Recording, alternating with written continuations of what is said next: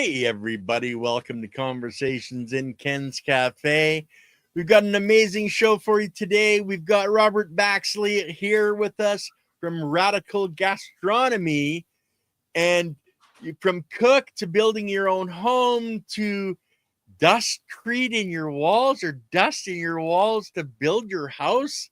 Robert, I think you better tell me your journey, brother, because it had to be absolutely amazing for you to be at the point you're at with this journey. So please, Robert, share with us how you got to be where you are today.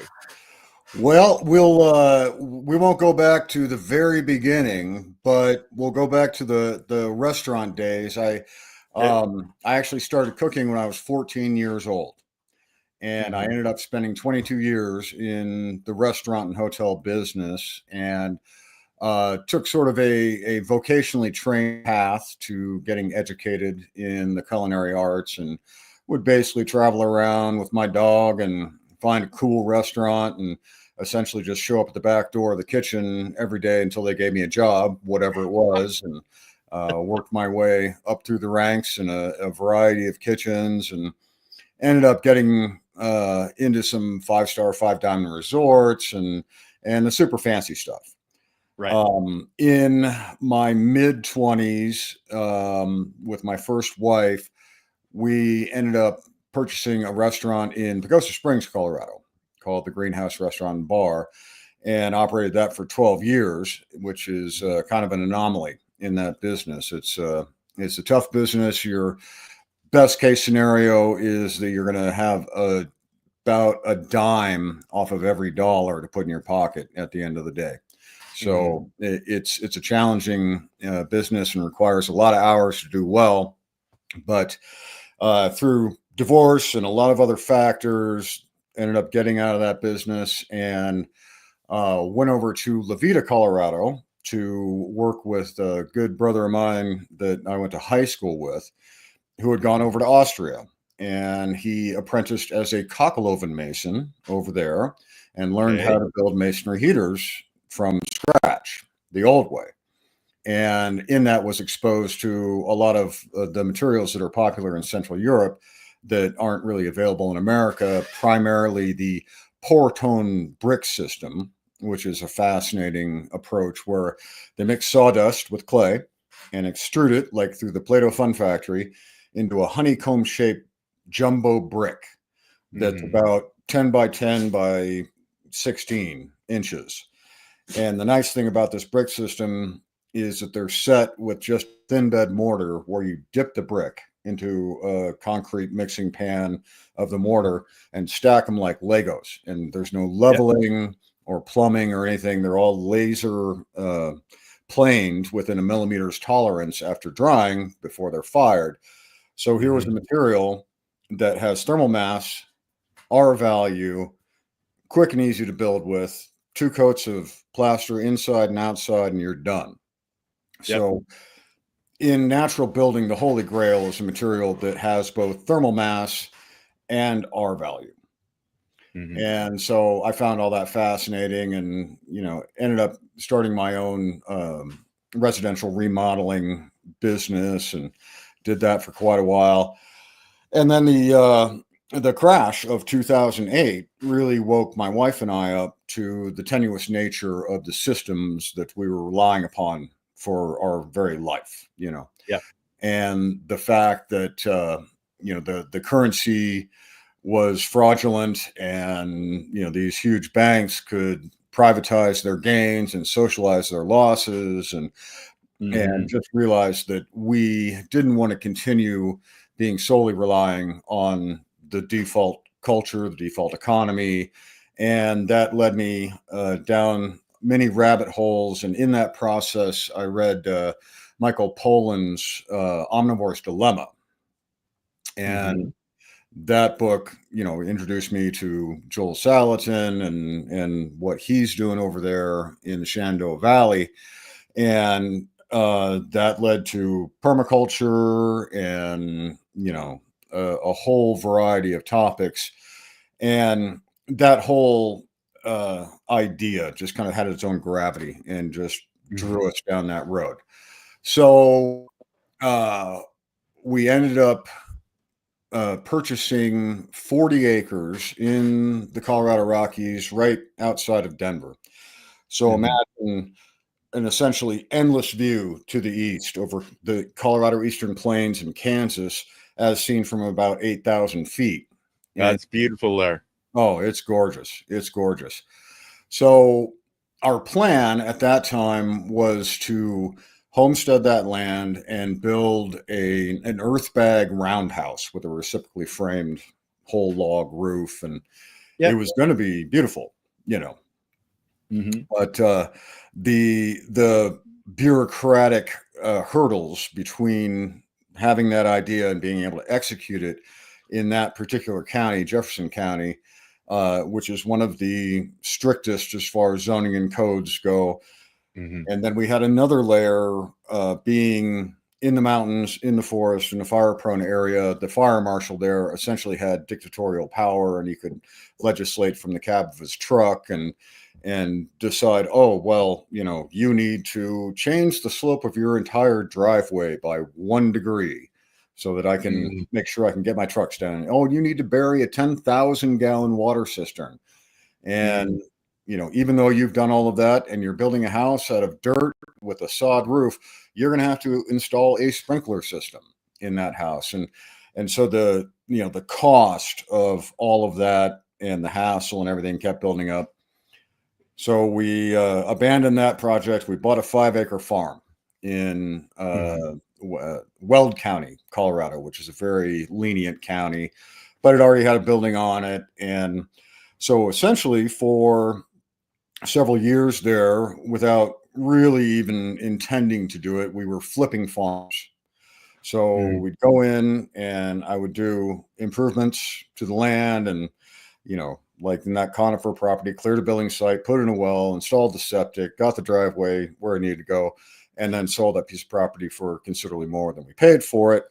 And then that property in Weld County, I installed an entire permaculture system, planted out hundreds of trees and started building soil on what was previously just sand and goat head thorns, which if you've never had the pleasure, are absolutely horrid little creatures. But you know, had the whole thing built out and rolling and producing a lot of food, and remodeled the entire barn inside. But then we had a bug placed in our ear about Western Colorado, which I had always been fond of. I grew up in the state, and my wife did as well. She's a native of Denver. And we came over to the valley of the North Fork of the Gunnison River, which is a really magical place and unlike anywhere else in the world that I'm aware of. We have a higher concentration of people practicing permaculture, organic gardening, regenerative agriculture, a wide variety of crafts. We have basket weavers and knife makers and, you know, broom makers and all kinds of people in the valley. They're all on that same track of living from the soil up, producing beautiful things, trading with each other. And so it's kind of like a microcosm of a utopian, you know, a collection of deviants and other interesting individuals. It's all about caring, sharing, and community. And you found your community by the sounds of it. That is all that it is. And, you know, community is number one. And if you can have a high percentage of producers of quality goods within a community, boy, you're even better off. You know, so that's the sort of thing that we try to encourage and work intentionally to encourage a local circular economy within the valley. And, you know, that has great benefit for resilience and culture and all these things that have kind of been lost with the industrialization of society. Well, if everything that you eat and need is produced within 10 or 15 or 20 miles of you, you don't need the outside world to, you know, keep healthy and happy and strong. It's right there for you, right? And that's always better than relying on outside, because say shipping stopped tomorrow, how many people would go to the store and find nothing, where you could go to your community and everything's still there? Right. And that's, kind of the work currently within this community Mhm. is kind of identifying, all right, where are our weak spots? Where are our soft Mhm. spots? And, the whole COVID thing was a great test and, reality check for people. And so, we've got a lot of people who raise a lot of good food in a Mhm. modern homesteading framework, but like we run 80 Cornish cross meat birds every year. Right. And Yeah. that gives us a bird a week for ourselves and 28 birds to barter with or, have for special events or functions and that sort of thing. And although we're producing meat on farm, we're buying in grain feed for those animals from, a grain elevator in the Mhm. next town over. And so, in the idea of closing the loop within the community also is that get as close to possible at closing the loop within the homestead. So Mhm. I'm looking at ways to produce enough grain feed for those animals in conjunction with using the duckweed in the beaver marsh that's here on our property to produce something that's going to grow great quality chickens without having to have the input. Mhm. Well, one of the things I recognized a long time ago from a lot of different videos was big compost piles. The birds will actually go and eat the biology and the bugs out of the compost piles and have extremely healthy animals from that. And in the wintertime, because they get, depending on how high up the mountain you are, you get winters, maybe not as cold as I do, but you get some pretty harsh winters up there. They actually, with the compost, heats as well, and your birds can survive the full winter in a nice warm environment, eating bugs all winter from the compost. Right. And, there are a lot of great ideas out Yep. there with regard to solving any myriad of problems. Yep. And many of them are great in theory, a little trickier in actual practice. So, feeding chickens with compost can absolutely be done, particularly if you're going to inoculate that compost with 10,000 red regular worms and, Mhm. establish a very healthy, Ecosystem. population of the desired food for your birds Hmm. system. So, a laying flock of chickens that are going to produce eggs for you Hmm. is relatively easy to naturalize into the system without supplemental feed, particularly if you have things like pigs.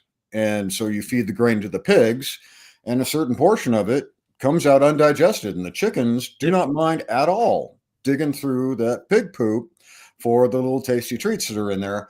And also, pest insect larvae like fly maggots and things like Yep. that, and that is much healthier for the entire farm to Hmm. have that symbiosis happening between those two livestock species.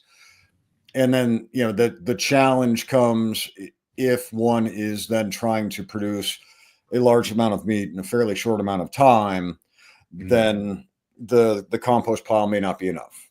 Yep. Yep. You may need something. And so really the whole biome that is the farm, Yep. the greater you can feed into the synergistic relationships, the more productive you're going to be and the higher quality everything is going to be. So we keep dairy cows here as well.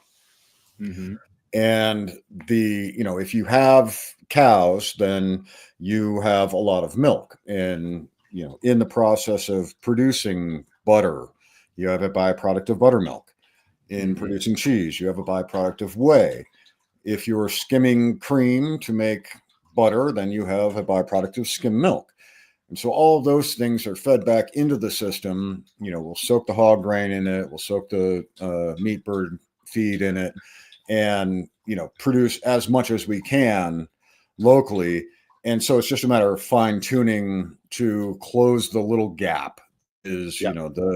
the two 55-gallon barrels of feed that I've got to go buy to finish those 80 birds. And so, it's not an insurmountable thing, but yeah, it's a little challenging because that kind of requires row cropping, and there are other ways that you can address it, but to run the birds the way we do, Yeah. then I need to have some carbohydrates. There's just it's hard to get around that one way or the And other. there's only so much time in a day. There's only so much physical work that we can do as a human being to meet Right. the needs of these animals.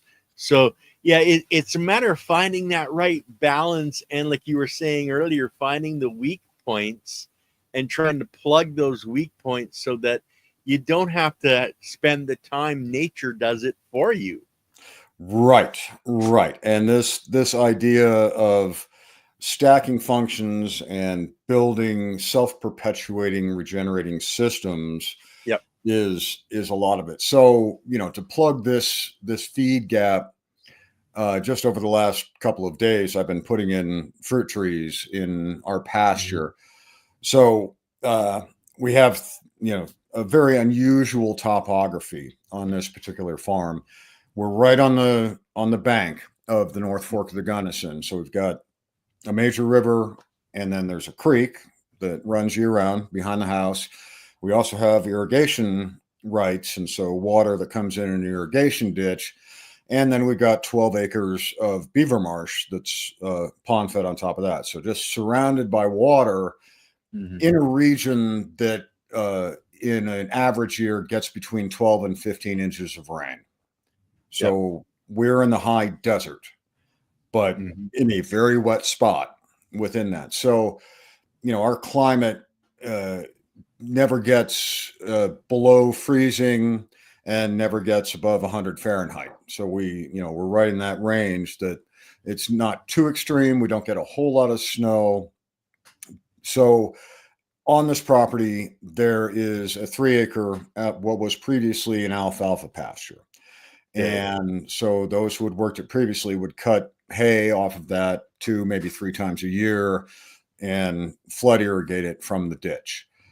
Well, with the dairy cows, I rotationally graze them through that 3 acres, and I usually just keep my old mama Ginger as the primary dairy cow, and one of her offspring, or that year's and the year before's, and usually keep it under 3 animals. But 3 acres is not a whole lot of ground to graze that many animals. Yeah. But in rotationally grazing, the productivity goes up, the water infiltration efficiency goes up. And I got to a place where I was unable to continue to flood irrigate from one side of the pasture to the other because the soil infiltration was so good that the water would never make it over there. Yep.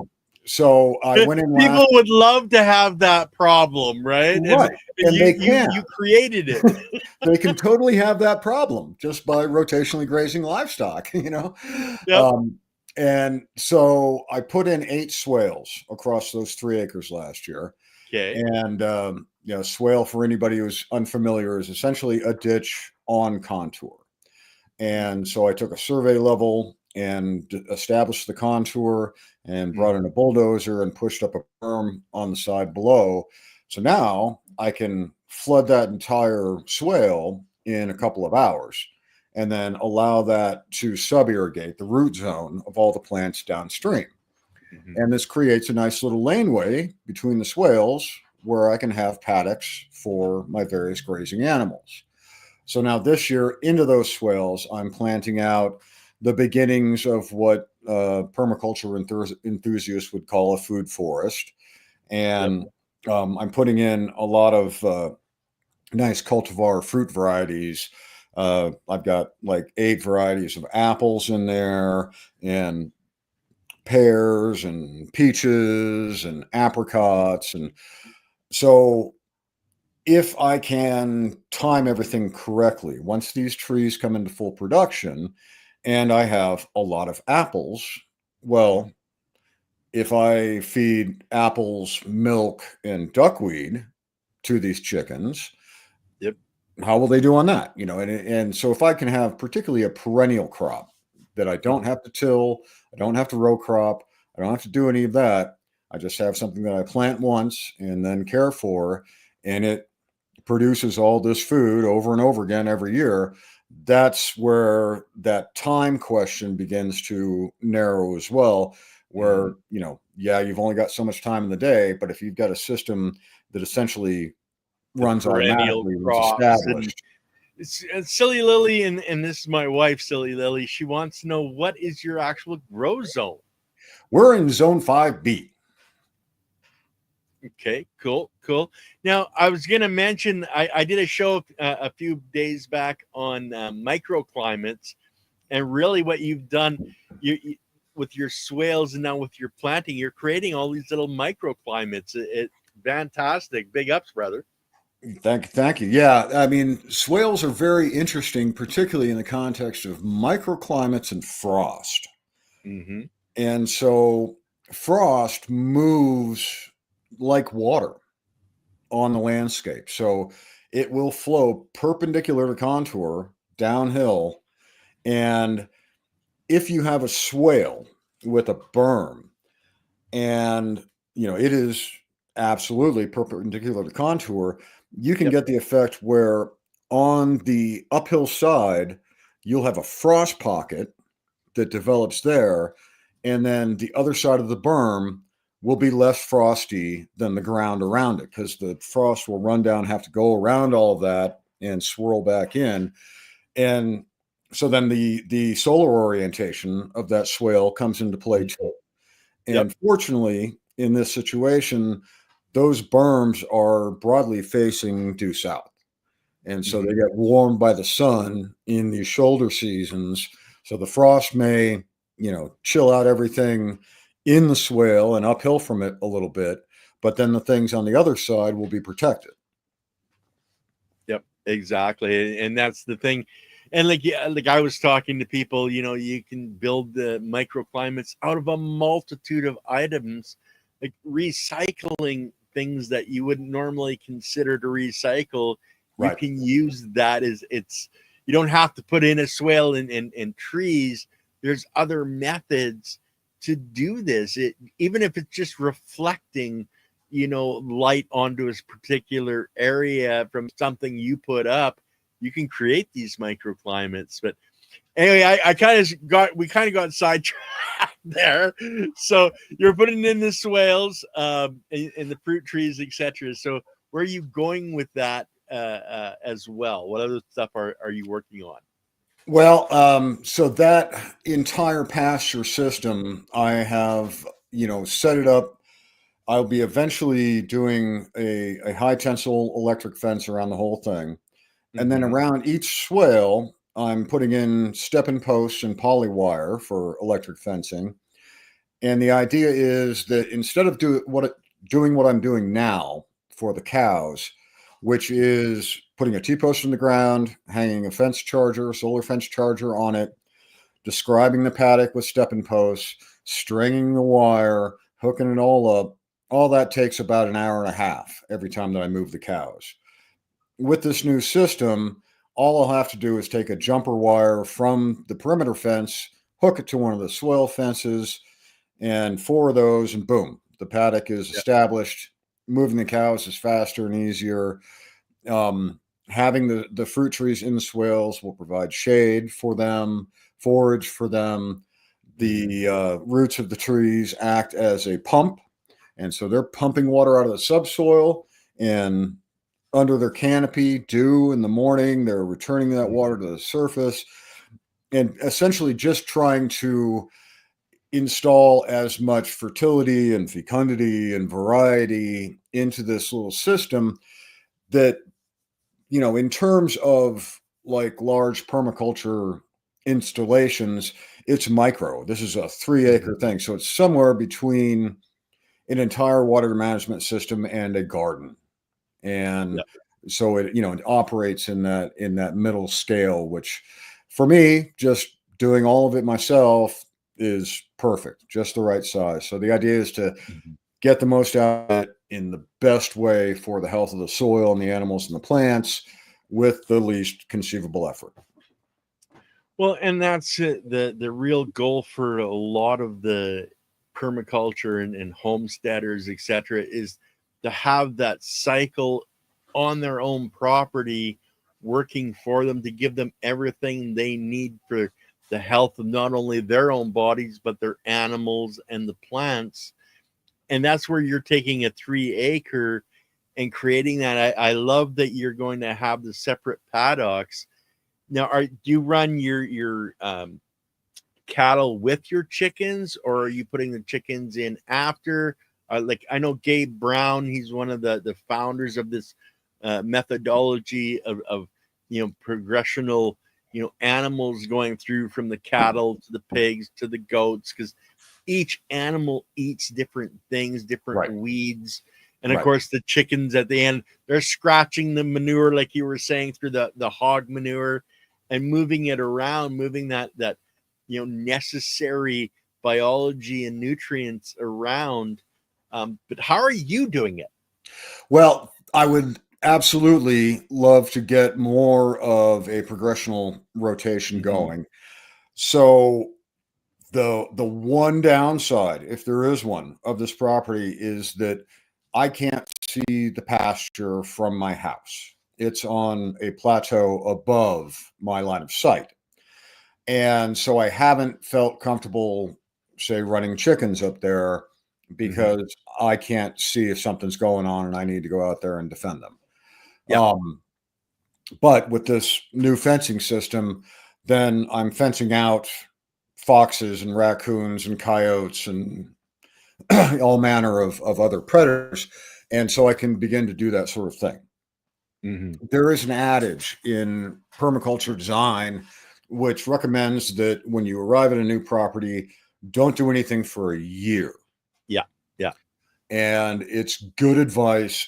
It's impossible to follow, but Yep. just by virtue of the amount of time it takes to establish a base camp and build yourself a home and all of that, and with that advice in mind and this not being my first installation, I tried to not make any major decisions about large areas like that until I had been here for several years. Mm-hmm. And so what that has allowed me to learn is, okay, well, you have the seed bank that's going to begin expressing itself in a much more diversified way through the rotational grazing and the end of tilling and that sort of thing. And there is a pattern where the local pioneer species that the default culture calls weeds, um, it will express itself if you stop spraying anything on the pasture and trying to tend it toward alfalfa. Mm-hmm. And so I've got chicory and thistle that Mm-hmm. come up, and that's great. They've got long, deep tap roots, and they're breaking up the clay layer in the soil, allowing for greater infiltration. And they provide pollinator, fodder for butterflies and bees and all kinds of great things. Plus, have medicinal and culinary uses, Yep. and that's all great. But the cows don't like them, and Mm-hmm. so they eat around them, and you end up having a lot of sunlight blocked from getting to the ground layer where the grasses are and the things the cows like that I want to encourage. So it would be reasonable to follow the cows with goats because the goats would come in and eat the chicory and thistle and think it's Yep. fantastic.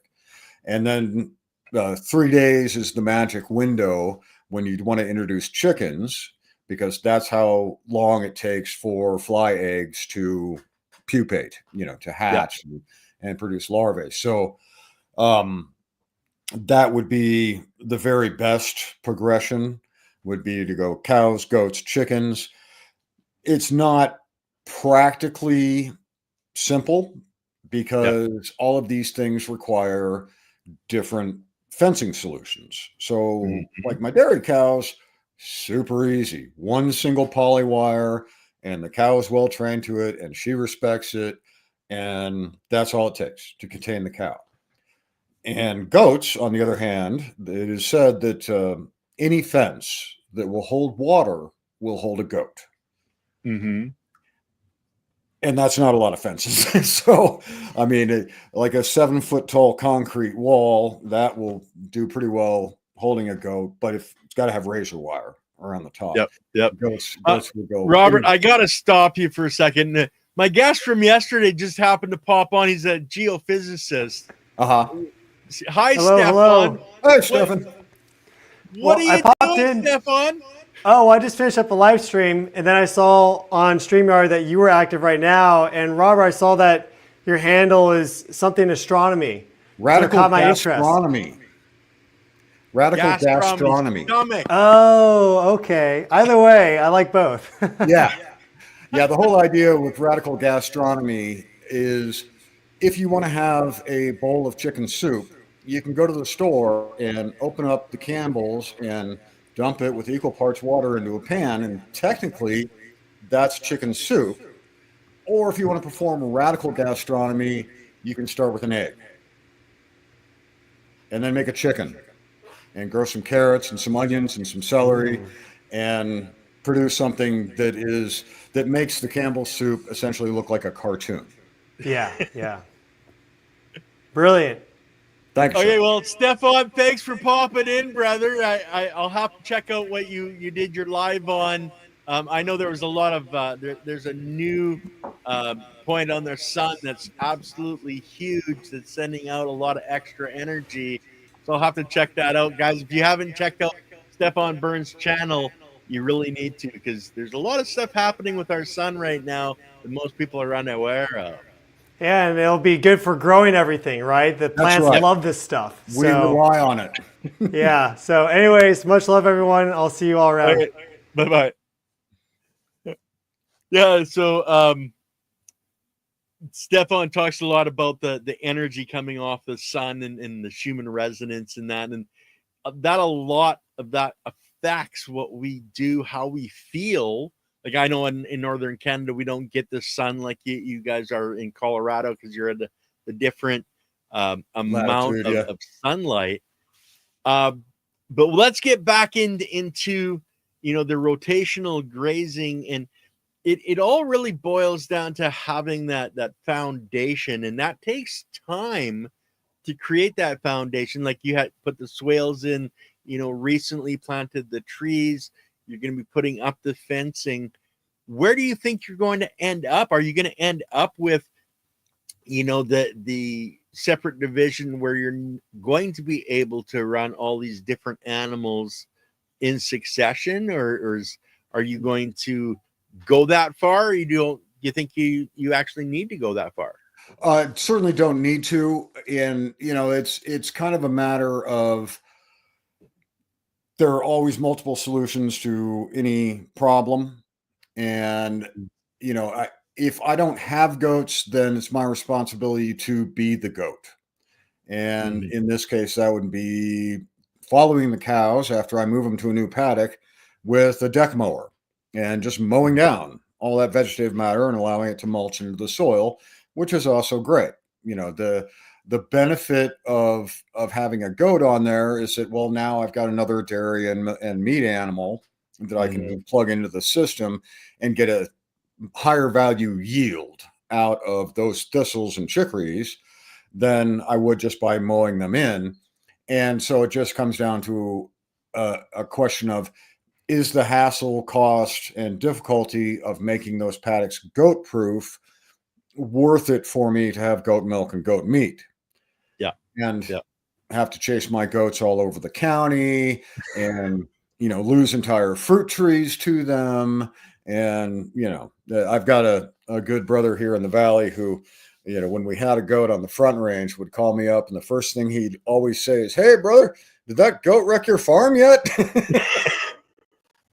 They can be a little destructive, Man. I know when I was growing up, we had goats, and it's amazing what they can get into. They're worse than a 2-year-old. Okay. Oh, well worse. Yeah. The goat we had at our last farm was absolutely lovely. I mean, she was a gem, and more pet than anything else.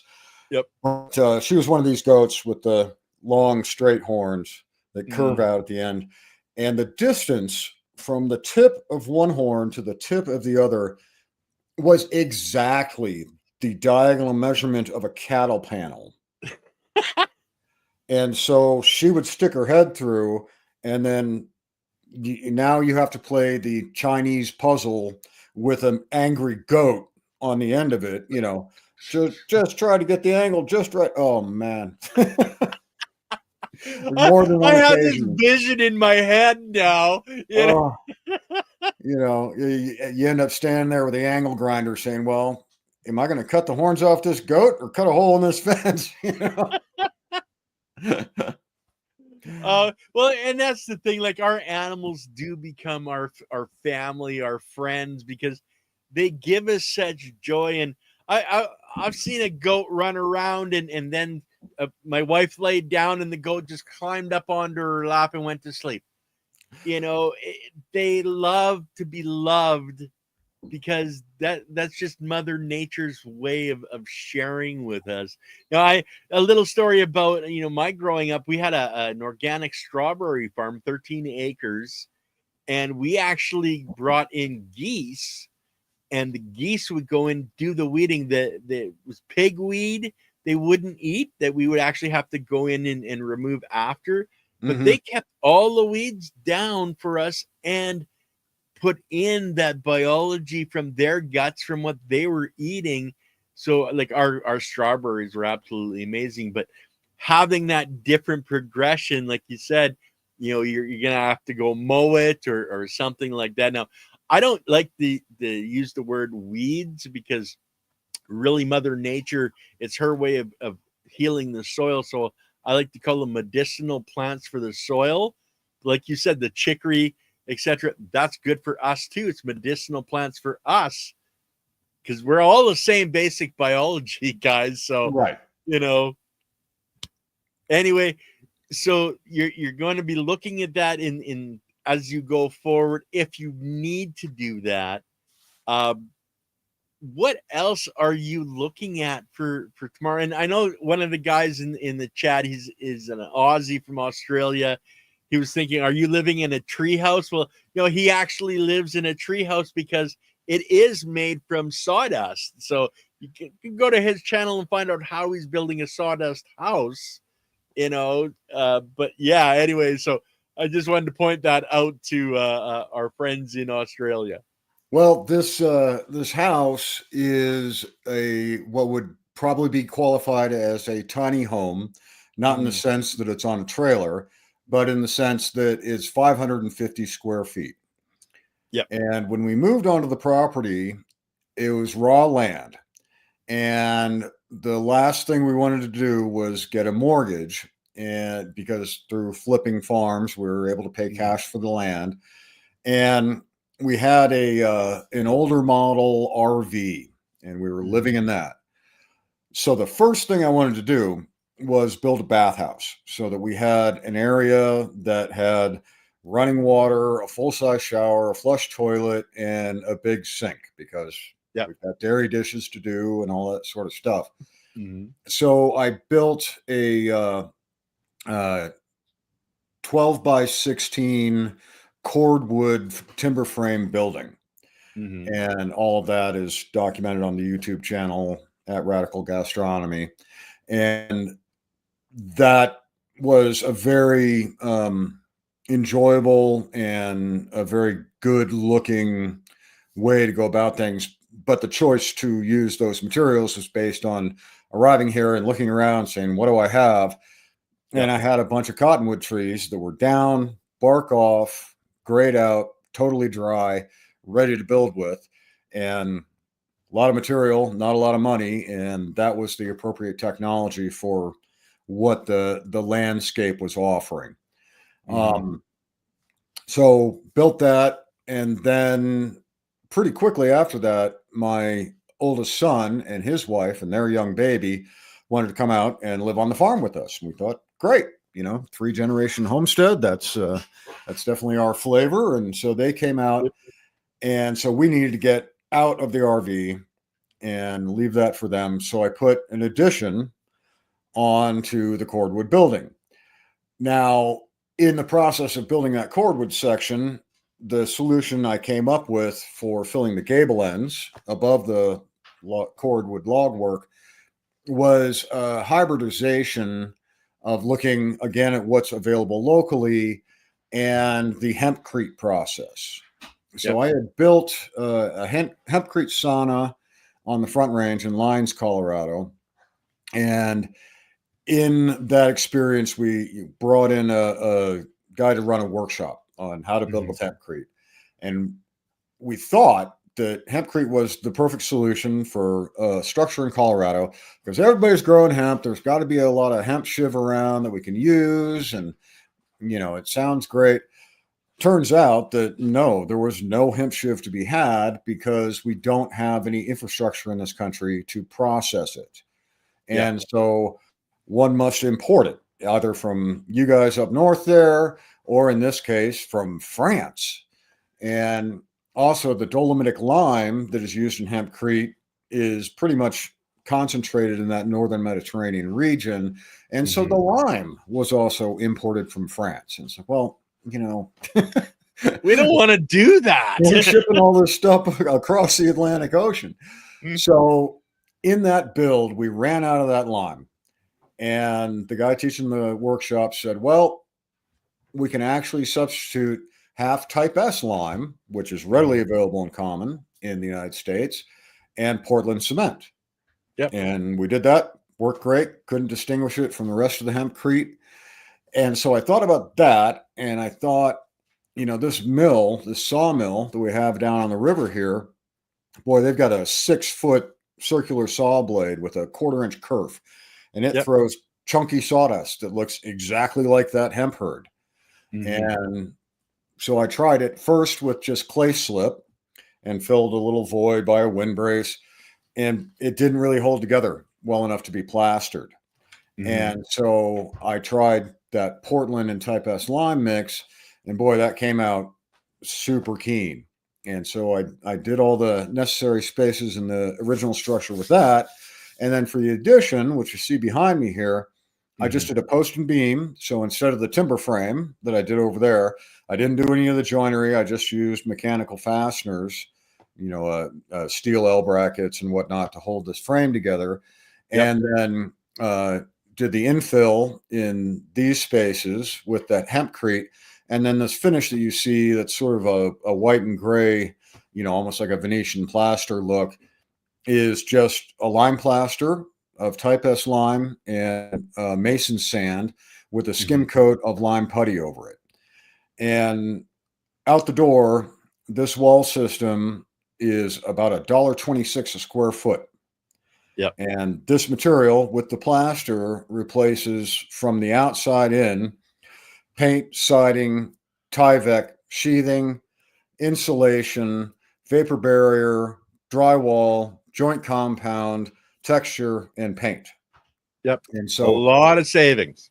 A lot of savings, a lot of elimination of toxic GIC and petrochemical products. And most importantly, it has what we were talking about with the thermal mass and the R value. I mean, in the old days, when they used to have ice boxes, you go harvest the ice off the pond, and then you put it all in a cave, buried in what? Sawdust. And so it's got all of that, but it's also breathable.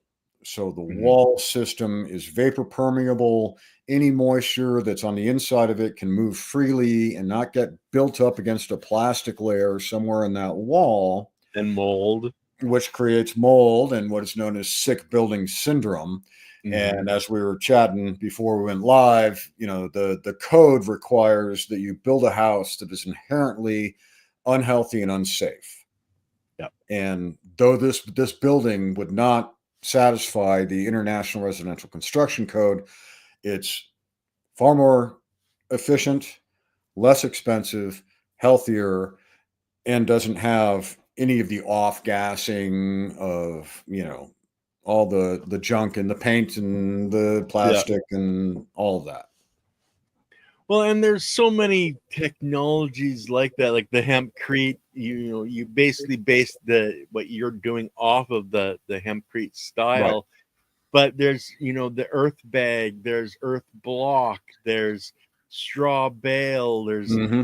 so many different technologies, and it all really depends what you're going to use and where you are and what's available to you, where you're Right. not having to ship in from France Right. to get Right.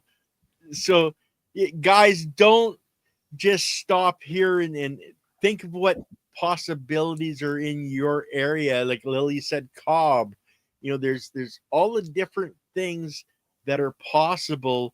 It's what works best for you. Just like with your garden and how you were going to work in your garden, whether it's permaculture, food forest, Korean natural farming, jadam, all the different methodologies are really based on one thing, and that's the increasing biology. Because remember, biology is what builds the cell of each of your plant.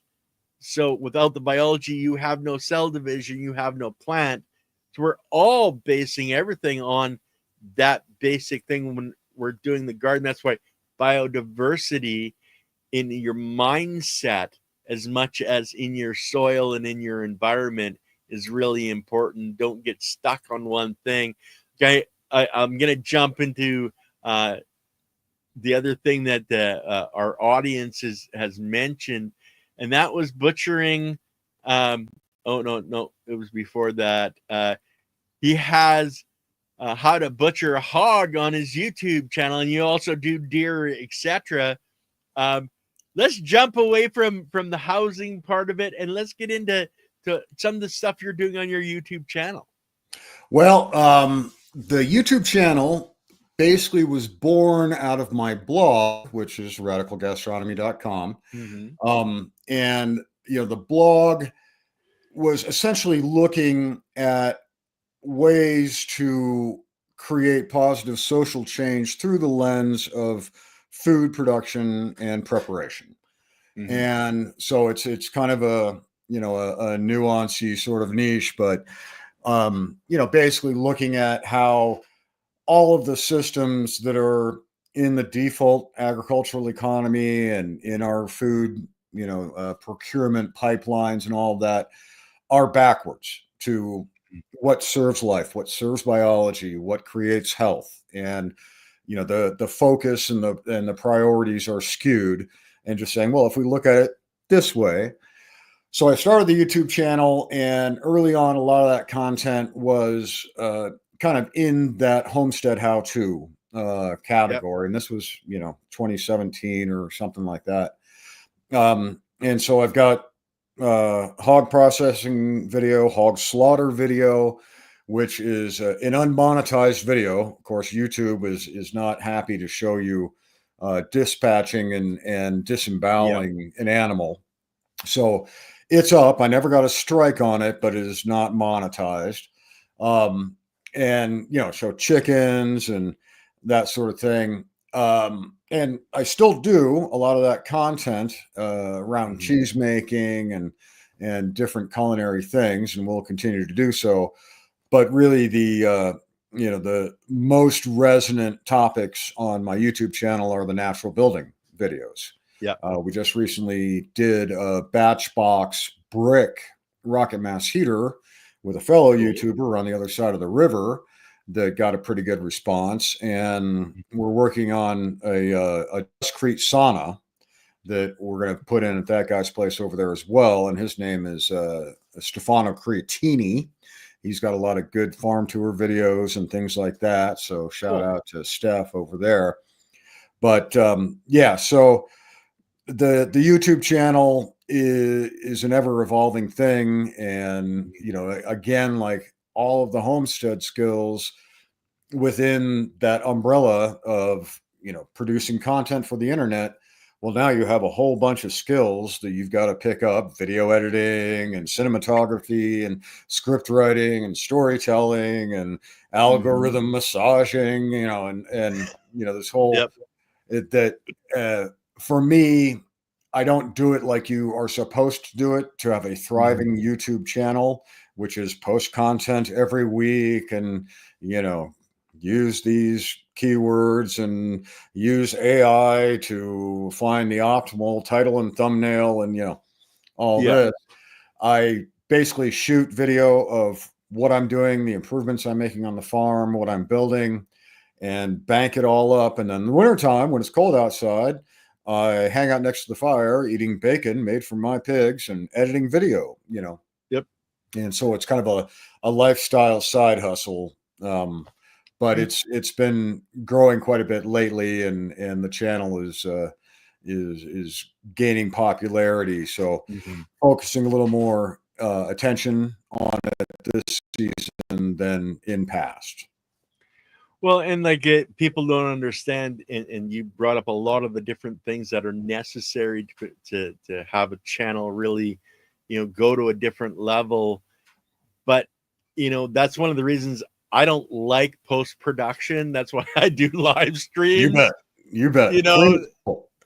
yeah, you get rid of all the craziness and should I reshoot that section or. Right. But then what we're doing here is a straight educational. We're not, showing people, how to build a house. That takes a different level of, descriptions, etc. Right. So you kind of have to do that. Where I would like to just talk to your buddy across the river about what you guys are doing and show some Right. pictures, Right. because then send the person to that channel to go, okay, here's the in-depth part of it. Right. Right. And that's kind of what we're realizing is that, just as a total sidebar here, when we're looking at like trying to earn an income on a homestead or really doing pretty much anything, if you do something that's a hobby that's interesting to you, you can build a business out of pointing a camera at it. The thing you have to understand is that it will take twice as much time to do the thing because you're setting up your camera and you're, not in the flow of work. You're also in the flow of video production and the editing and all that. But I think that a lot of like YouTube influencers and YouTube based business influencers are talking these days about how rather than try to chase the vanity metrics of, how many views, how many subscribers, and those sorts of things, that you really just geek out and niche down into the most arcane aspect of the subject and attract those real followers and audience that is really keyed in the same way you are with whatever the subject is, and then think of a product that can help those people have a transformational experience in their life that you can offer. So even if you have 1,000 subscribers to your YouTube channel, if they're really into what you're doing and you've got something really powerful to offer them, whether it be an ebook or an online course or consultation or coaching, whatever it is, then instead of waiting for YouTube to give you AdSense revenue, you steer their eyeballs into the comments section to get a link to purchase that product where you get to keep all of that revenue instead of half. So that's kind of how we're looking at YouTube, my buddy Steph and I, and trying to build out other products that are linked to, so full detailed build videos that are step by step for the person who has never built anything and really wants to. And it's like, okay, here's what you're going to do, and here's why, and here's what you could do if you didn't want to do this, and cover all that. Well, I know one of the biggest videos on YouTube for viewership is literally how to put a screw into a wall. It's like a 3-minute video, and all it does is show you how to put a screw into a wall. Because if you don't know, it's like, how do I do this? Right. I know I watched one young lady that she was trying to build a bench for her dad. She bought the material. She could cut the material. She didn't know how to run a screw gun. She didn't know how to put a screw through the wood. She had to get her brother to come over and show her, Right. and she was 18 years old.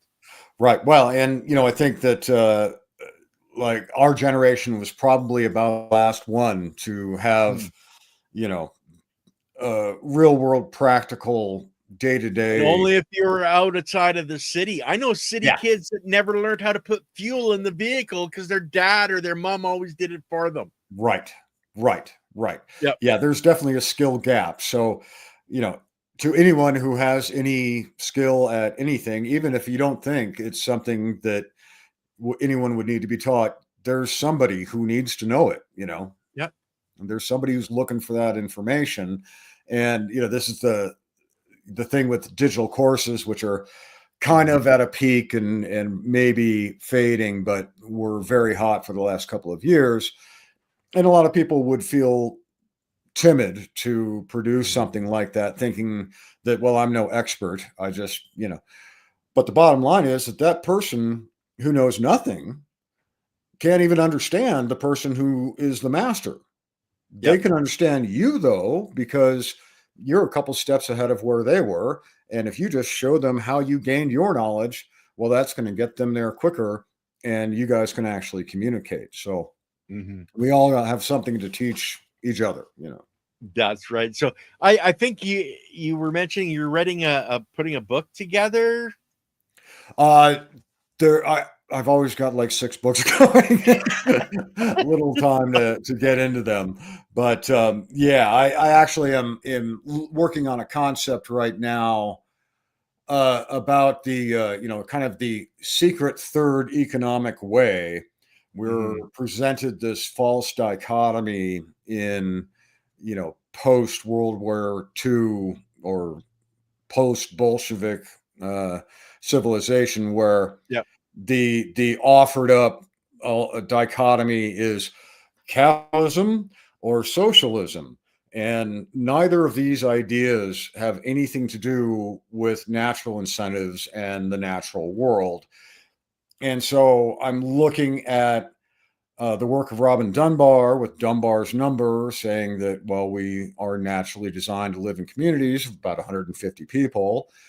And looking at, there was an article in Permaculture magazine in the UK, about 14 years ago, called The 8 Forms of Capital, where the authors break down that, we live in a world where the only form of capital that is considered is financial capital, with complete disregard to the natural capital and the intellectual capital and the social capital and the spiritual capital. And they identified these 8 different forms of value that circulate in our societies.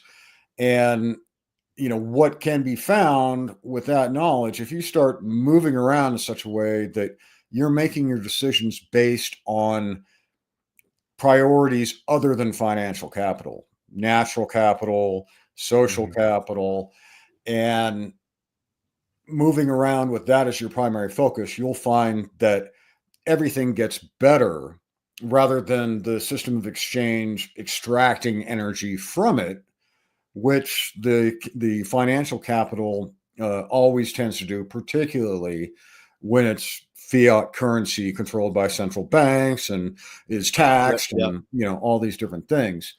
So I'm basically looking at ways that we can relate and trade and care for our community in a way that is collective without being centralized, and where decisions are based on natural incentives instead of artificial incentives that require coercion and government and police, banks, and all these things. There's another way that we can be. And so I'm not promising anything coming out of that anytime soon, but that is another thing that I pick away at. Now, you had mentioned that you had done a course on the hempcrete, etc. Is that something you're looking at doing in for the dustcrete? Like, I know you're doing it on the YouTube side, but can somebody come and participate in a hands-on experience? Is that something you're looking at in the future?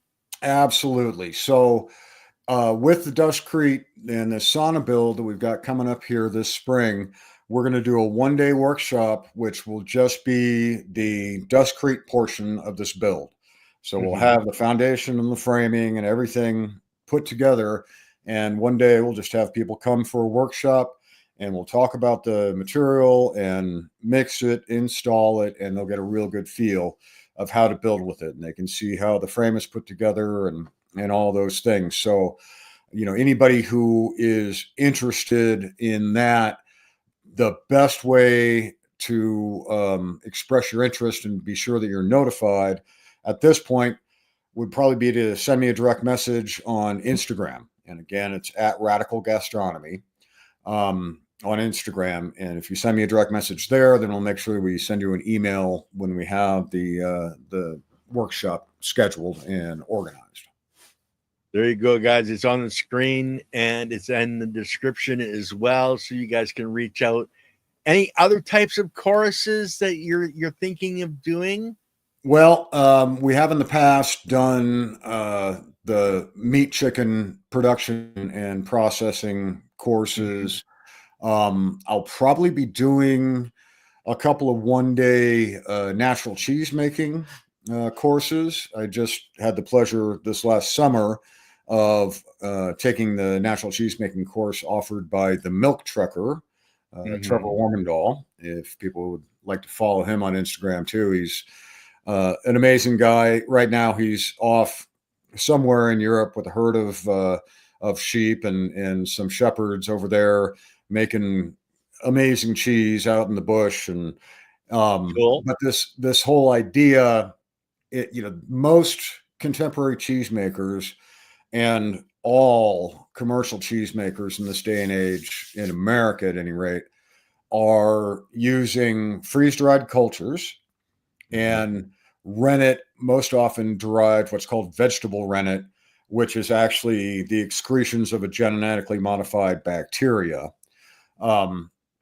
And so that's the state of cheese, and the milk is pasteurized, and the old way is to actually nurture the culture that exists within the biome of the cow and her udder and is living in the milk, and allowing that milk to ferment on its own to produce a clabber, and then feeding that clabber onto fresh milk like a sourdough culture until you get a biological, symbiotic community that contains all of the different cultures that you would need to express every variety of cheese that there is, whether it's a camembert with its Penicillium candidum rind, or, it's a long aged Gruyere that's got 17 different species of microbe living on the rind, all these things.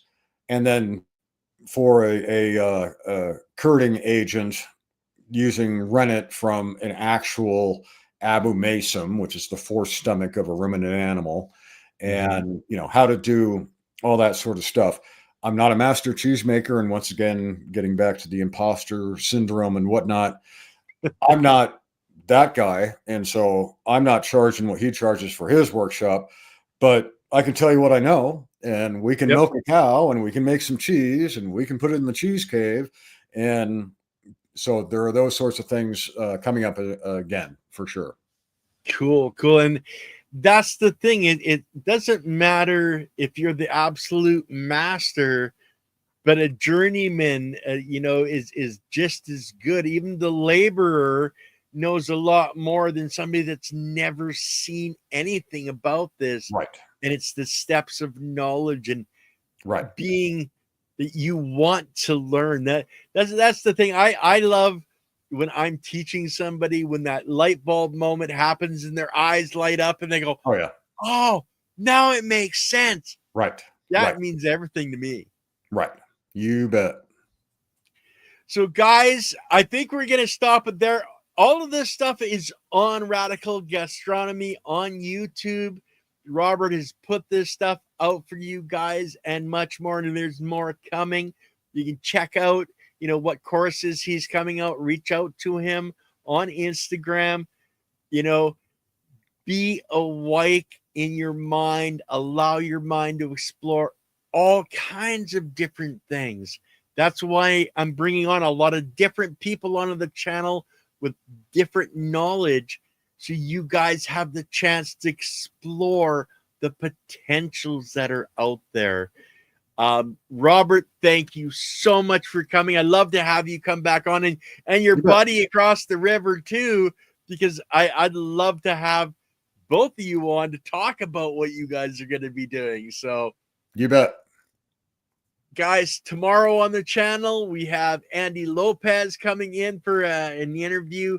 Monday, we have Chris Trump, Korean natural farming guru, and then Dr. Gerald Pollock, Fourth Phase of Water, talking more about what's going on with his experimentation. I know last time he was on, he was talking about they're doing more plant stuff. So that's all coming up in the next couple of days, guys. So keep in tune, and I'm going to end the stream, guys. Love you all, and we'll see you tomorrow.